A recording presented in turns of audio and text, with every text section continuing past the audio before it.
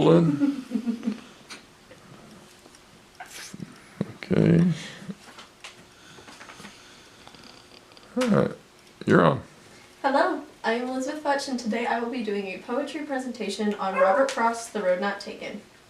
So, our assignment for English 1102 was to respond creatively to one poem from a certain list or textbook, and creatively, for instance, like a song or a dance interpretation, but I chose to do a painting instead.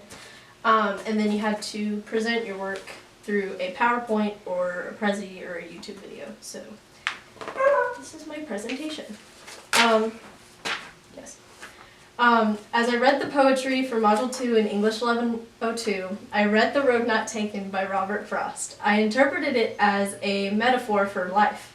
This poem has great meaning to me at this point in my life, therefore I chose to do my presentation on it. Now, I'm not an artist by any means, but I do love to paint, therefore my response to Frost's poem was through a painting, and I began with a blank canvas, as you do. And I started with the last things first. The narrator of The Road Not Taken describes walking in a forest and coming upon two paths.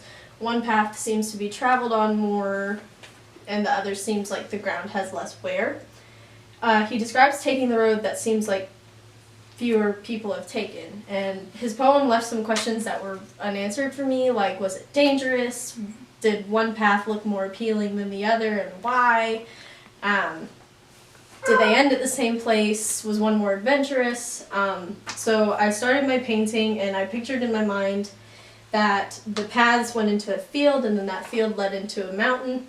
So I painted the mountain first, and although the paths ended in the same place, each path would have been different.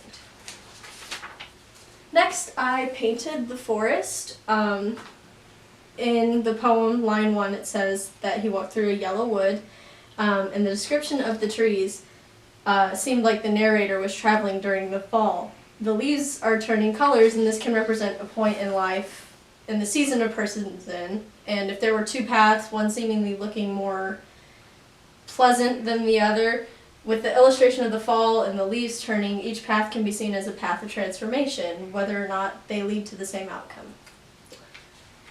After I painted the forest, I painted the paths.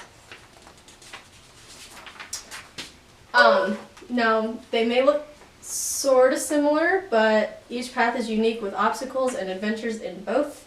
My painting, just like Frost's poem, leaves much to the imagination of the viewer. And lastly, I added the narrator.